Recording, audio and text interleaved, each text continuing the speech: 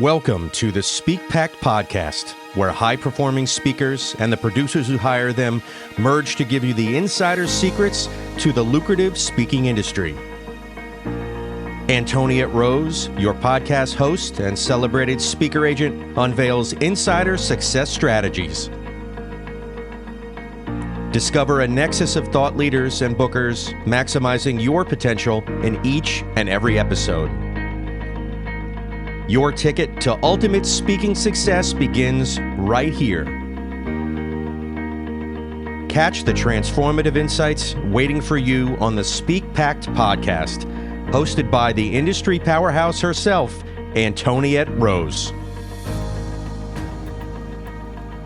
Welcome back to SPEAKPact. Today we have a branding giant who is going to dive deep with me into what a speaker brand is, why it's important, and how you get to that elite level status as a speaker through branding and positioning yourself. So welcome to the stage, Ernie Harker. Thank you so much for having me. I'm excited to talk to you. Well, I'm excited to have you. Thank you for bringing your hard-earned wisdom to us today. I'll read a little bit of your bio, and then we'll be unpacking that as we go along as well. Ernie Harker is a brand strategist and a generative AI marketing expert. Okay, we'll dive into that.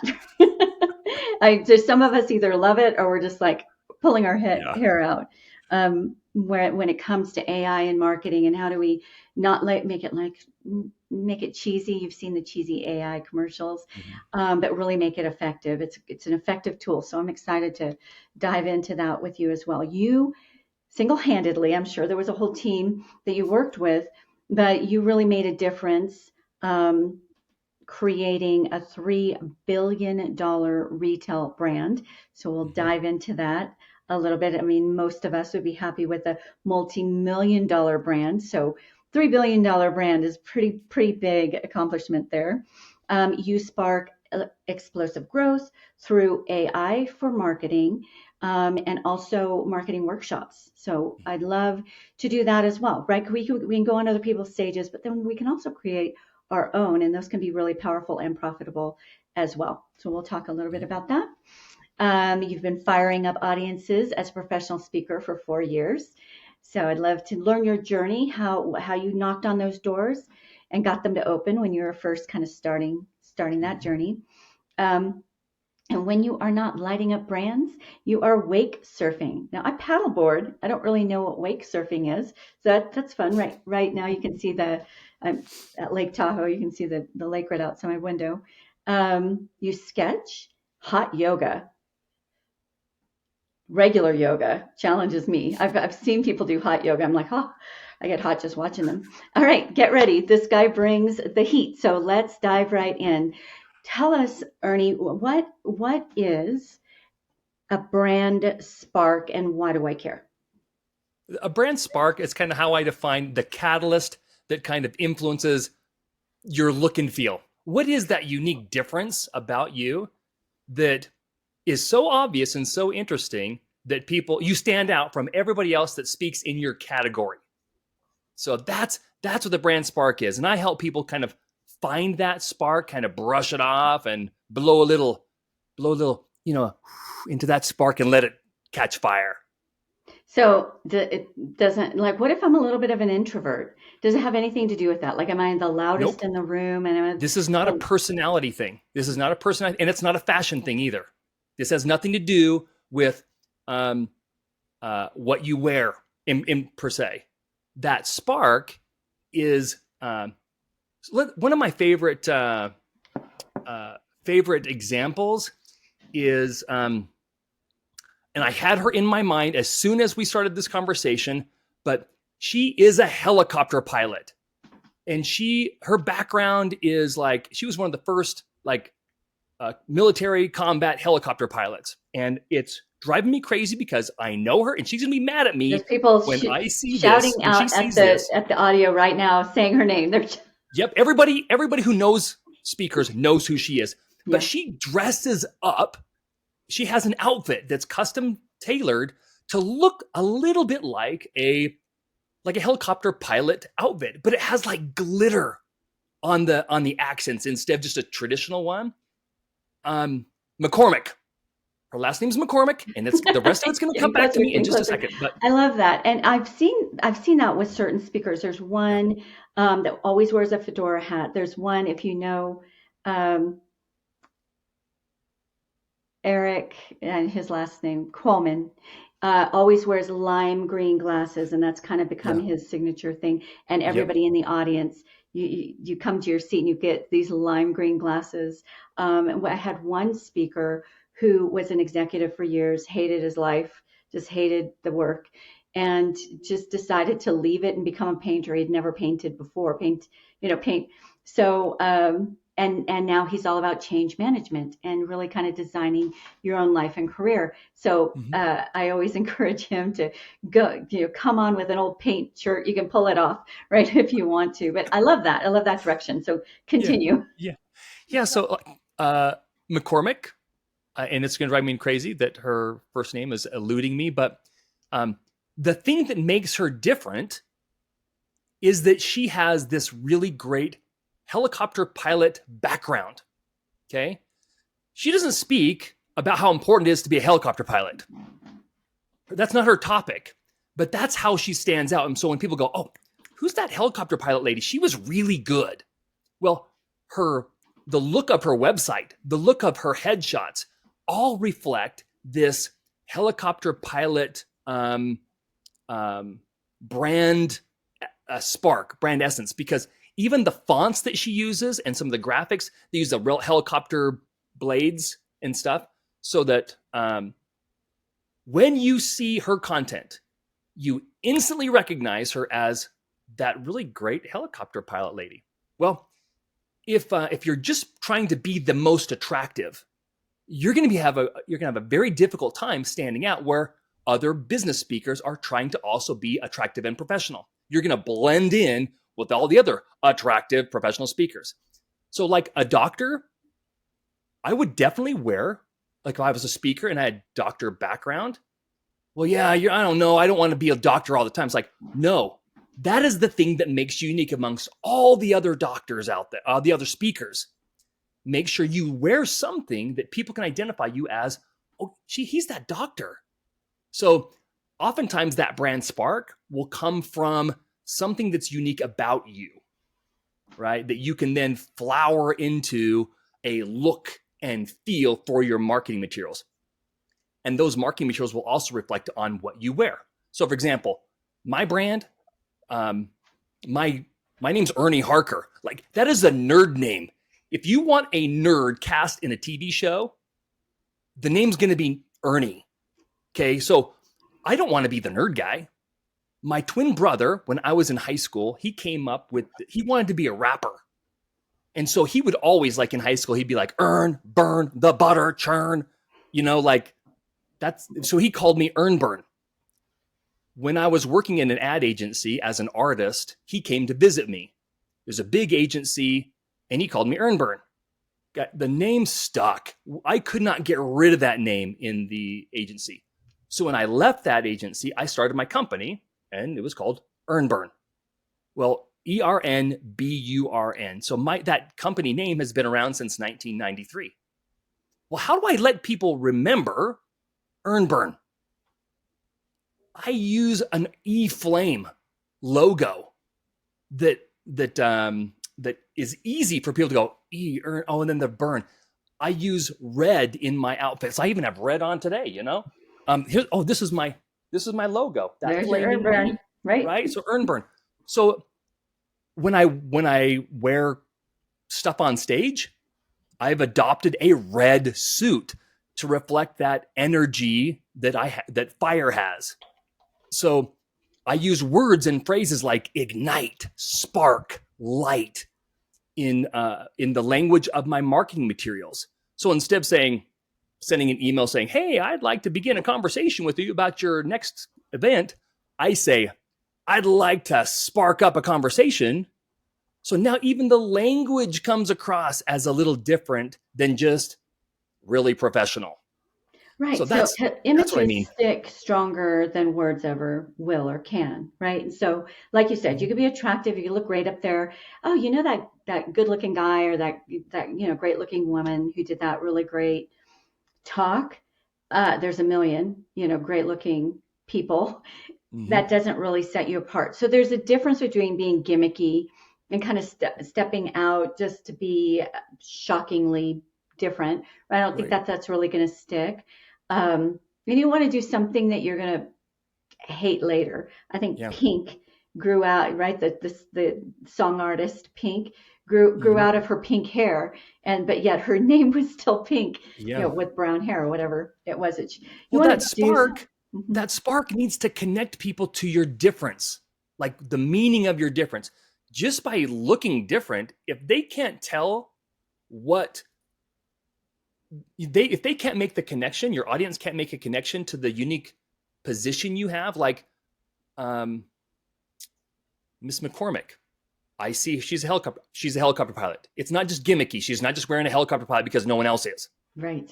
The guy that wears the green glasses, I'm having a hard time with is like, I've seen him before, but I don't know what he speaks about other than like, does he talk about standing out? Is that his thing? Because that might be what it is. But that's, to me, green glasses means, okay, do something that stands out. If he talks about like, being a Branding, better leader, marketing, I'm making like, it as what a does leader. green glasses have to do with being a better leader?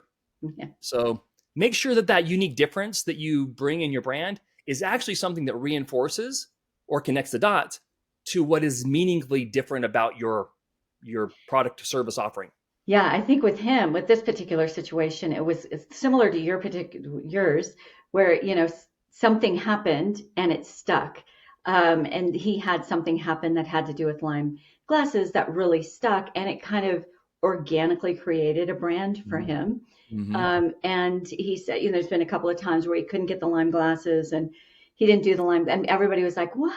They were upset about it. So it really Yeah. does become part of what people expect. Yeah. Yeah, for sure. All right. So for speakers specifically, what is the difference between branding as a speaker versus just branding as a product brand, and style as a Mm-hmm. speaker versus styling, a brand, physical product image, I Yeah. guess. I might take a unique perspective on this because my answer would be there is no difference. None whatsoever. Because as if I was designing a brand for, let's say, a new energy drink, okay? The energy drink has to wear an outfit. We call that a can. It's a package. That outfit has to be true to what it's about. Is it a healthy alternative energy drink? Well, then heck, it better look healthy. It better have the colors and fonts and messaging that reflects a healthier drink. If it's like super aggressive and super crazy, well, it better dress that way and appeal to the audience or the customers that would be willing to buy it. So you've got to match that product offering in a way that's going to attract the audience that you want to engage. So if it's a packaged good, your package better be like, ooh, I like that package, to your audience. If you're a speaker, if I'm just going to be speaking to middle school and high school students, that's my thing, that's my jam, right? If I wear a business suit and I think, well, I want to be professional, there's already a level of distrust that's created by me showing up as my authentic self. Okay. And people say, look, you know what? Your brand has to be authentic. Absolutely. But it can't be authentic in the moment. It needs to be authentic in strategy so that when you're not feeling great in the moment, you go back to your strategy and go, what did my strategy say I should do? So if I'm going to be speaking to high school and middle school students, I better wear a hoodie. I better be wearing sneakers because they're the ones that go, I want to be cool like that guy because now I'm paying attention, or that girl. If they come across as a news anchor or a politician, you've lost them. So that's the similarities of packaging for branding, like a corporate brand and a consumer packaged brand. Similar to like a professional speaker. So you got So to dress the effective part. in strategy. I really like that you said that because I think sometimes we actually don't realize that when we try to hide our uniqueness. A couple quick examples of that is one speaker had been burned as a child, right? So she Mm-hmm. would kind of Mm-hmm. grow her hair to sort Yeah. of Yeah. try to hide that. But it was such a big part of her story. Don't hide it. That's a big Yeah. part of what you bring to the table, overcoming, Mm-hmm. succeeding against all odds, right? Those kinds of things. There's a Green Beret, Nick Lavery, who we've had on this show. He lost his legs in the line of duty. He doesn't always wear pants to hide the prosthesis, right? Right. He will often, let it be seen. Another lady, she had a certain kind of medical issue where her legs were abnormally swollen and she would always try to hide them. But they were a big part of her story. I don't know if you've ever seen this guy. He has no arms, no legs, and Mm-hmm. he's actually a dancer. And you're just like, how is that possible? He does not hide who he is. Yeah. So can a physical thing, whether it's something like Yeah. major like that, or with me, I'm pretty subdued in my look, except I've got big hair, right? I mean, that's just something that I have. If I were to cut it all off, I think it would kind of affect my brand a little bit. Am I Yeah. ridiculous to think that? Yeah. Lean into the thing that makes you different. Man, if I had big hair, which I don't, but if I had big hair, I'd make it huge. I'd make it like, and for you, I'd have it backlit. So on your photos, people can see how big and cool and and curly it is. So people go, oh, she's that pretty lady with the big hair. She was fun, you know? Interesting. Yeah, just lean into it. And even accents. I had Mm-hmm. one Asian lady, her whole brand was alternative medicine, right? Yeah. Yet she continuously was, she felt subconscious about her, and she spoke really well. You could Yeah. completely understand her, but she was subconscious about the accent. And when I encouraged her to know, press in, like that is part. Yeah. If you're going to be teaching me alternative medicine, especially Asian alternative, I want to know that you're authentic, right? Don't Yeah. hide that. Don't try to Americanize or Yeah. water down, right? That Yeah. is really uniquely you. So I really love that, Ernie, that I, you say press in a way that's not gimmicky, but that's relevant and is part of your overall strategy. well, I think we lose speakers are they lose their unique focus when they try to reach an audience or attract an audience that's not a natural audience for them. So for example, you hear this guy from the South and he's like, y'all, how you doing, y'all? It's so good to be here for all y'all. And okay, great. There is character and personality that's delicious and unique in that personality, right? Well, if a branding expert advisor came to him and says, look, you know what? If you're going to be speaking to like big brands, big companies, you got to tone that down. Oh, really? Okay, well, I better change the way I speak so that I can be more stereotypical for this audience. And my suggestion is if an audience requires you to be different than who you are, they shouldn't be hiring you. Mm-hmm. Yeah. Yeah, I'd love to press into that a bit. Intentional branding is really key. And when you and I were speaking before we went on air, we were talking about how speakers tend to compartmentalize, in whatever words we were utilizing at Mm-hmm. that time, meaning for whatever reason, they don't see that building a speaker brand is as important, if not more important, than if you were going to build the brand of a company or a Yeah. product.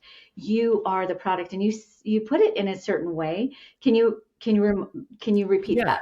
Yeah, I think because I've talked to a bunch of my friends are speakers too, and they have like I think it's pretty common for people to feel like there's an imposter syndrome, or I don't want to toot my own horn, or, I've been trained since I was a little girl to be humble and let my actions speak for themselves. Okay, that's a terrible strategy if you're a speaker, because if you're not going to promote yourself, nobody else will. And I think the best frame of mind is to kind of separate mentally the individual from the speaker product. The speaker is a product. That product needs to be packaged. The That product speaker needs to be is the product. Yes, Love the that. speaker is the product. And so, I became friends with Chuck Norris, doing a project for him. His real name is Carlos. No Okay? way. His name's I did not Carlos know Moore. that. Yep, full on Carlos. At home, Gina and other people, they call him Carlos. Wow. Okay. There is a distinctive difference between Carlos and Chuck Norris. Chuck Norris is an action star.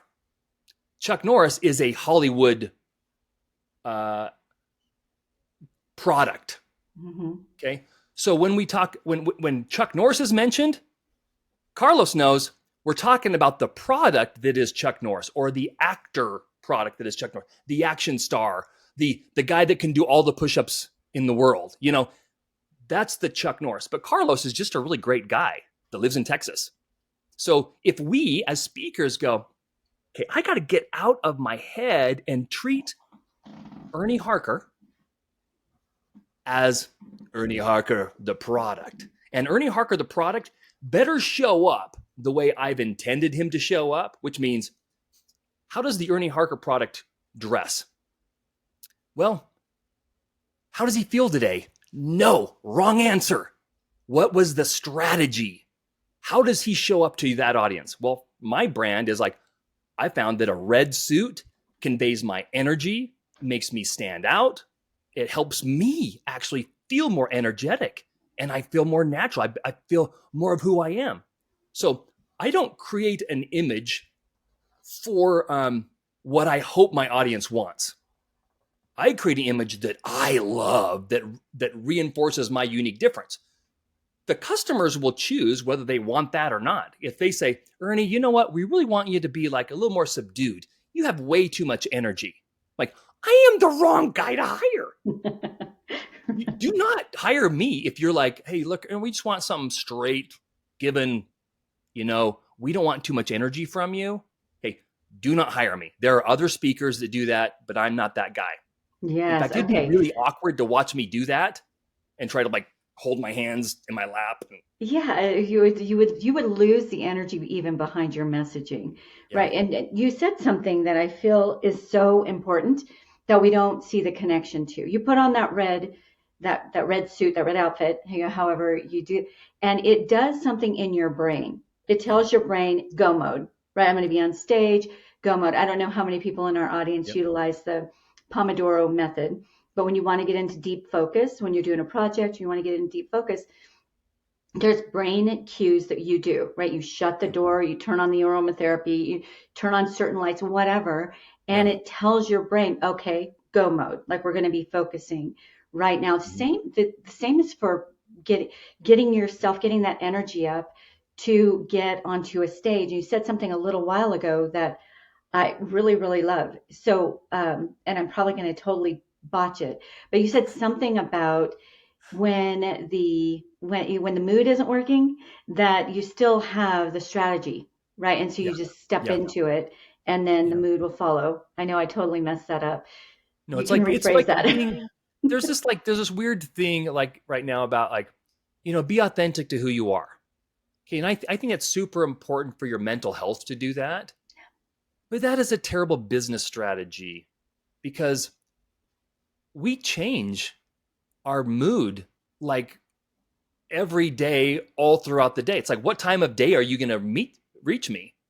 Right. So for example, if my brand can be described as energetic, optimistic, enthusiastic, passionate, sincere, attentive, okay? And I'm having one of those days where I just feel distracted, and I have a conversation with you, or a potential speaker opportunity, do I show up as my authentic self in the moment and go, look, hey, I'm sorry, I'm just having a bad day today, and I just don't feel great right now. So tell me about that opportunity. Yeah, it sounds interesting. Now, that is not me.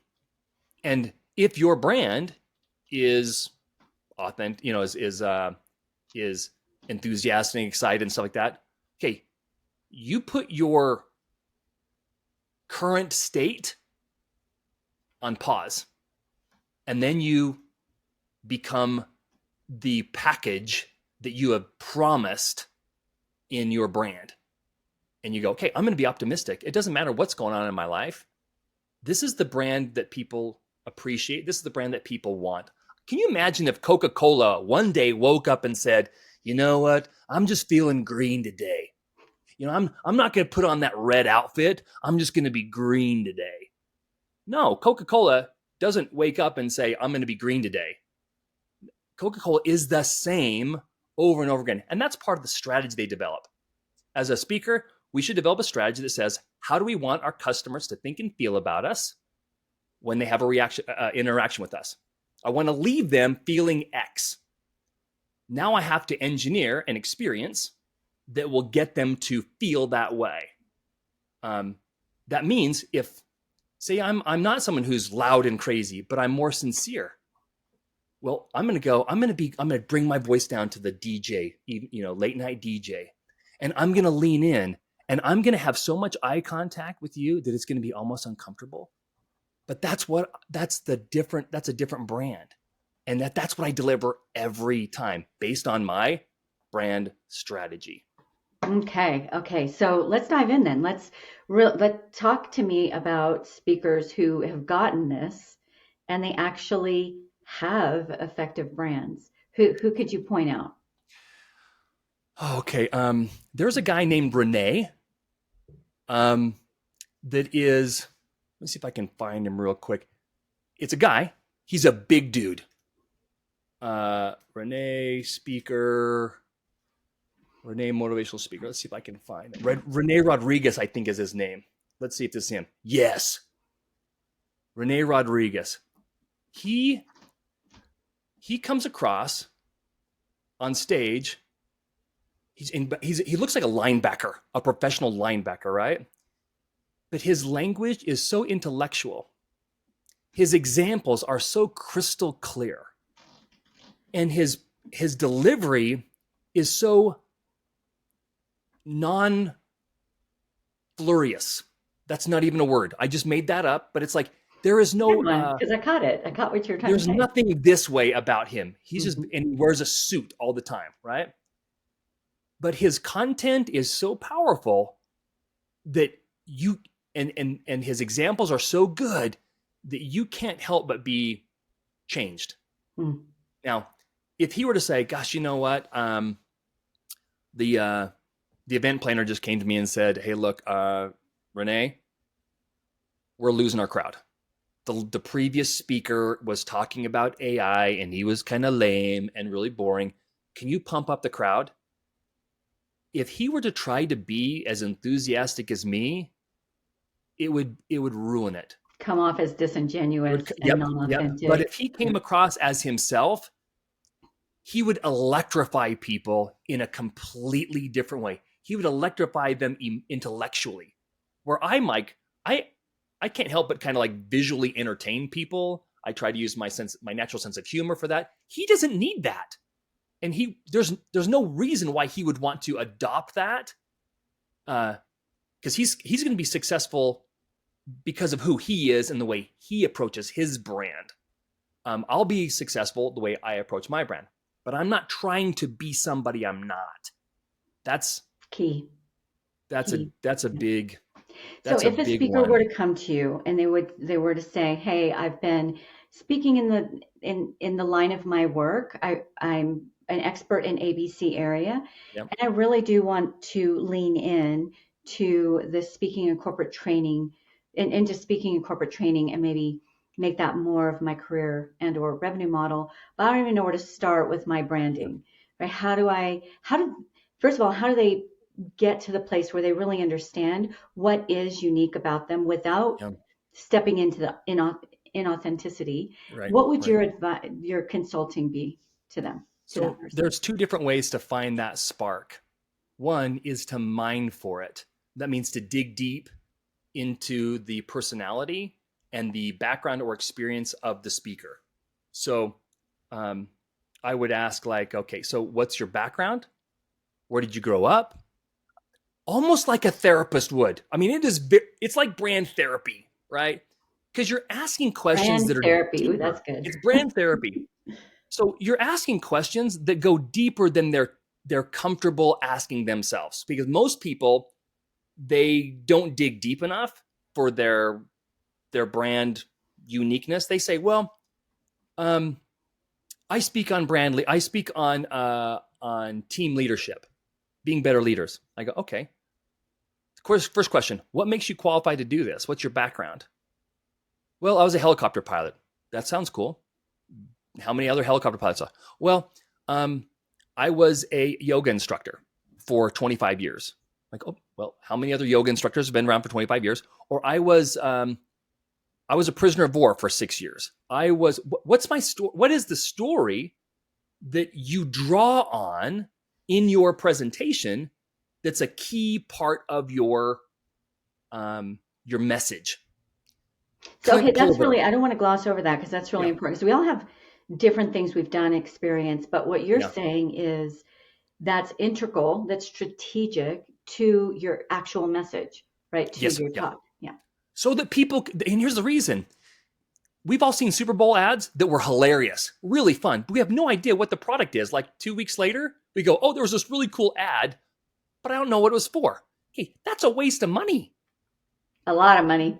Yes. So you want to make sure that your unique brand spark that people remember you kind of ties into your message so that they go, oh, he's that leader that does this. You know, gosh, what's a good example? One of my favorite speakers is Clint Pulver. He was just recently recognized and accepted into the speaker like Hall of Fame, and he's Well, the youngest, ever, and the fastest person to do that. There's probably not a harder working speaker in the business, so it's not like he got lucky. But his background was a drummer. He was in America's Got Talent as a drummer, and in most of his presentations at the beginning featured his drumming skills, drum ability, and so part of his speaking is he goes to audiences, and the audience event planners, they buy 5-gallon drums and his drumsticks. Well, he does some really great audience engagement by teaching them how to drum, teaching them the rhythm, teaching them how to be a part of a greater like musical group. Well, his message is much deeper than that, but his marketing materials, his personality, he kind of looks like a rock star. You know, he's a young dude. He's really handsome, and he's got so much positive charisma. Like, and he's a musician, a drummer. How cool is that? Now, for me, it's like, oh, well, he's got that. I need to be a drummer too. Okay, first of all, I would suck as a drummer, but that's his thing, not my right. thing. Yeah. I got to find my thing. So the question you'd ask is like, how do we find it as a speaker? So find something in your story, in your background, something that you focus on, and how do you visualize that? What is the visual aspect of that? If that becomes a struggle, that I call that mining. The other one is like, how do you want people to feel? How do you want people to remember you? And then come up with something that reinforces that. So, for example, maybe a guy goes, "Man, I speak on leadership. I love hunting. I love hunting." Well, right now you're wearing a business suit, and there's nothing about you that helps you stand out or let people know that you love hunting. and hunting's a big deal for you. Oh my gosh, Ernie, I got trophies in my house. I hunt like 10 times a year. I love hunting. Why? I'm not sure why I just went Southern as a hunter, but stereotype. But I said, well, in that case, I would say, is there something that you can do with your outfit or your website or something that could incorporate some of your hunting love? Is there camouflage? Do you wear a camouflage tie? Do you wear a camouflage belt? Do you wear, like, would it be appropriate for you to incorporate hunting stories in your message so that people go, oh my gosh, that guy had that great hunting lesson in his leadership, or great hunting story in his leadership lesson? Because that's a natural extension of who he is. And then visually, as people are considering all of these different leadership speakers, they go, you know what? Our audience, they would really appreciate someone who knows something about hunting. You know, the Arkansas Association of Realtors, the Texas Association of Plumbers, whatever. It's like, man, of all of the different brands out there, all the packages out there, speaker packages, which one has something about their brand that we think would bring a little bit of flavor that our audience would really like? It also really helps craft your talk, because every talk needs metaphors, every talk needs stories. But if you're mixing too many metaphors, if you're kind of all over the place with your stories and there's not a through line, then obviously a confused audience is going to forget you happily, right after you leave, because you just overwhelm them and confuse them. But if you stick with a through line, so maybe it's an audience that really cares nothing about hunting, but he brings in really important strategies and skills that are needed for what they do care about through those stories and those metaphors. And then he's remembered as, that hunter guy, he was pretty great, because based on the way that he brought the content, I have now implemented, XYZ. And that person obviously has nothing to do with hunting. And we're just able to catch the story and catch the key, right, of what was trying to be brought forth. It really helps to focus your talk and your delivery, because otherwise you're pulling metaphors out of every direction. They might be great ones, but they're mixed, and people cannot follow that through line. You need lots of those reinforcements, that through line, the visual through. Liz McCormick. Liz, there we McCormick go. is the girl. She actually, in her presentations, she does a flight simulator. So everybody in the audience can simulate like what it's like to fly this helicopter, right? But just like the hunting guy, or like the doctor, or like the ice climber, or whatever, the audience doesn't have to be interested in that thing. Like, I was never interested in being a helicopter pilot, but boy, it sure made her message, Liz's message, a lot more easy to remember. I've never been a drummer, never drummed, but man, when I watch Clint Pulver and he drums, boy, he drums in that message. So it's not like, oh, you have to have your gimmick or your theme that your audience already engages with. No, you just have to do something that's different so they can identify you from the ocean of similar other offers. Yeah, the ocean. I think the core insight here that you've been bringing to the table, which I love because I feel like a broken record sometimes, is if you're going to build yourself up, right, as a speaker or a corporate trainer, which is a 6, 7, 8-figure career, depending on how far you want to take it, then treat it like you would if you were going to build a corner storefront, right? That's got to have a brand, because there's a million other storefronts out there. And it's got to have a personality, something that draws a certain crowd. And it needs to be intentional. It can't just be haphazard. You craft that, and then you build around that strategy. Yeah, you build around that strategy. That's a really great segue to like my AI kind of background. Yeah, let's talk about that.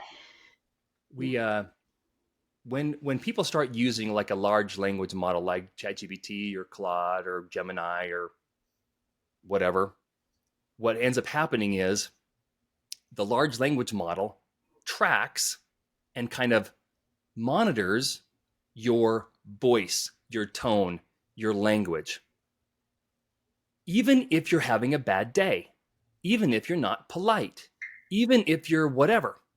So what happens is it takes a homogeneous snapshot of who you are and creates a homogeneous representation of your language and brand. Well, a really great brand will have a strategy, and this is how, and it's super, super simple. So I'll use ChatGPT, but you can use any large language model.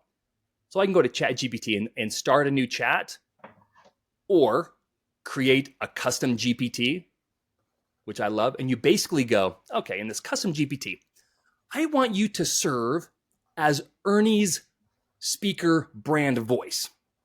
I speak to these people, this audience, and this is my expertise. Okay. I want my audience to feel X after reading my emails, my social media, my whatever. I use words and phrases like earn, burn, ignite, spark, light, start, smolder. My adjectives that I use to describe my brand can be described as energetic, hyper, excited, enthusiastic, positive, optimistic. If you just take that description and you plug it into ChatGPT, or in large language model, and you ask it to give you content based on, hey, will you help me write a social media post about blah?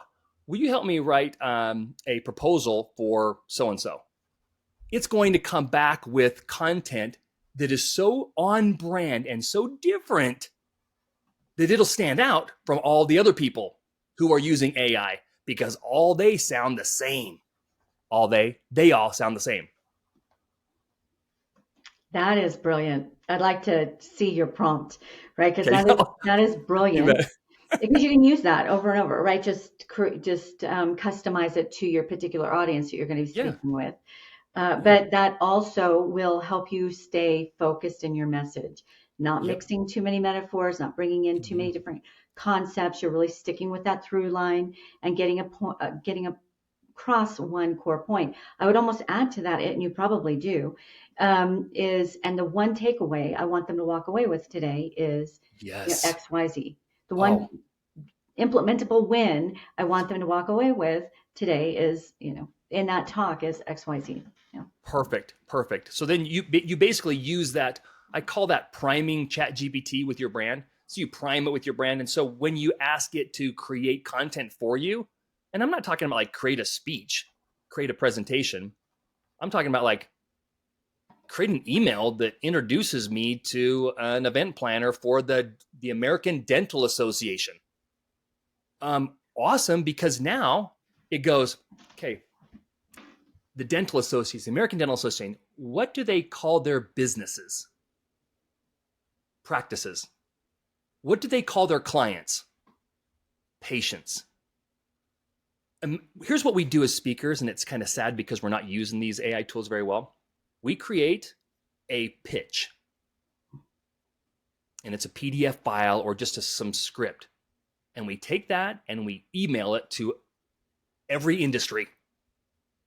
And so the American Dental Association is going to read, Billy Bob's leadership speaker about like, hey, you should hire me because I was an awesome leader in the military, and I have a lot of fun and stuff. And so I can help people in your businesses reach more clients, make more money, and help their employees become more efficient. The American Dental Association I don't think he's ever talked to a dentist in his life. I'm not going to hire this guy. He used words that we don't use. So I'm going to go, but imagine if Billy Bob goes, I'm going to take my promotion, my proposal, and I'm going to say, will you please write this to a dental association, or write this to a small business event? It will take your content, your strategy, your position, but it'll use the vocabulary and terminology that the audience is expecting to see from an expert in their industry. We did not compare notes on this. Is so good. I love, love, love. You do the same thing? Well, no, but I just wrote. So I have a LinkedIn newsletter, Keynoters High Impact Edge newsletter. I did the final edit on it today, and it was all about breaking into a new industry and how when you're doing that, you need to not look like an imposter, like you don't Right. belong there. You need to learn their language. You've just taken that a whole leap forward in that AI can be a tool that will help you do that. You don't know, you're not a dentist, you really don't know their internal, Yep. lingo and their languaging, but AI does. It's still Mhm. your message. You're Yep. just going to deliver it in a culture that they are familiar with, and then you're an Right. insider. You're not an outsider Right. trying to break in. So, so And it's good. not your Love. brand. I mean, it's still your brand because, like, for my stuff, it would say, like, hey, Ernie Harker is really excited about igniting your dentists and helping their practices get more patients. So it's still my brand, but I'm using vocabulary and terminology. They go, you know what? It sounds like Ernie's spoken or presented to dentists before. It looks like it, Yeah. you know? Ah, And it's love. still his, like, Love it. ignite, his spark, its fire.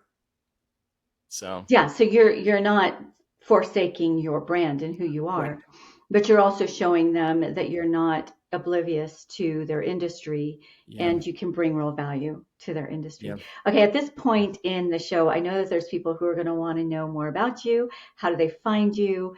What are some of the ways that they can connect with you? So where do you like to be found? Go the easiest way, there's two places. Find me on LinkedIn. There aren't very many Ernie Harkers. Please don't search for Bernie Parker.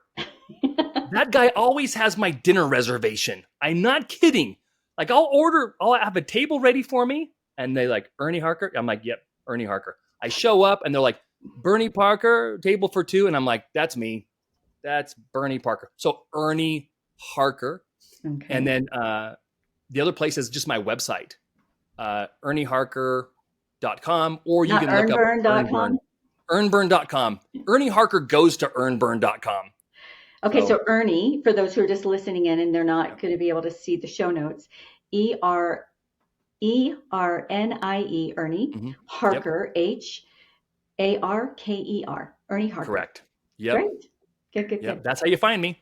All right. Well, you're a wealth of information. Thank you for bringing that to us today, Ernie. Yeah. And you know my signature question at the end of every SpeakPact episode, and that is I'd like to ask you to give the SpeakPact audience a challenge, something Mhm. that they can put into practice, they can implement today that will make a significant shift in their branding, will help them mold that speaker brand. Yeah. Two things I would do. One is try to list 5 or 6 adjectives to describe your brand, not your product, your brand, your personality, what makes you you. But 2 adjectives can't be used to describe anybody else in your channel, in your lane. Okay? So what that means is, let's say I'm a leadership speaker. The 5 adjectives or 5 or 6 adjectives I might choose are, trustworthy, experienced, professional, uh, successful, prestigious, and let's say trusted. Okay, you just described everybody in that channel. And your puppy. Yep, yep. And you're like, so the reason we do that is that adjectives describe brand assets, colors, fonts, textures, logos, outfits, all that stuff. So try to find 2 adjectives that are not typically associated with anybody in that category. For example, we talked about the hunting guy. 5 adjectives. Tracker, hunting like. Okay, I'm professional. I am experienced. I am, fun, funny, and hunter-like. Okay, you just came up with an adjective that nobody else in your lane has, and those adjectives will influence and inspire the look and feel of your marketing materials. So that's the first thing. 5 or 6 adjectives, 2 of which can't be used to describe anybody else in your lane. Okay. The second thing is, what words and phrases would you use that are unique to your message? And if it should, those words and phrases should be used to highlight your difference. So, for example, the hunter guy, Liz McCormick's helicopter pilot, like she might say things like full throttle, spin up,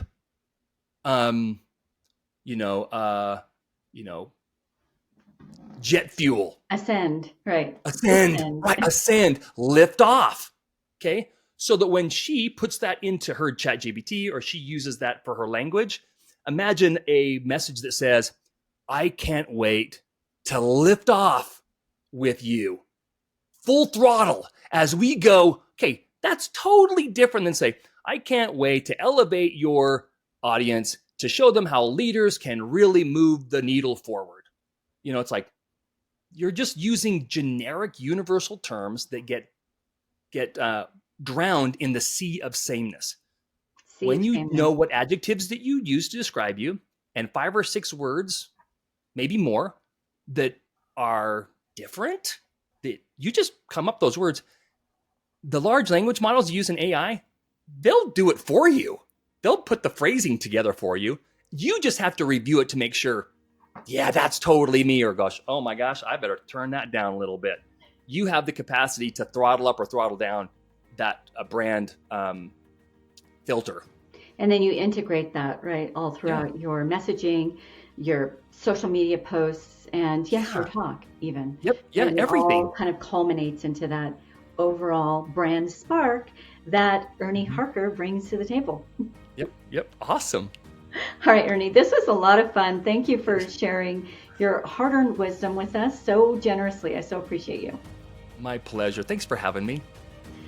You are welcome. And for the SpeakPact audience, we ask for a little generosity from you as well. And that is to give this a like if you got some value out of it, and definitely post it forward so your community can also get value out of it. And for now, ciao, ciao. Thank you for listening to the SpeakPact podcast. To become a recommended speaker of Antoniette's WPC speaker agency, or you are a host or planner looking for a dynamic expert in optimized performance, Antoniette would like to personally meet with you. Secure a time with her at speakerbooker.com. Again, that is speakerbooker.com. It all begins with a vision, a voice, and a pact to impact. Join the SpeakPact movement by joining our new private Facebook group at the link in our show notes.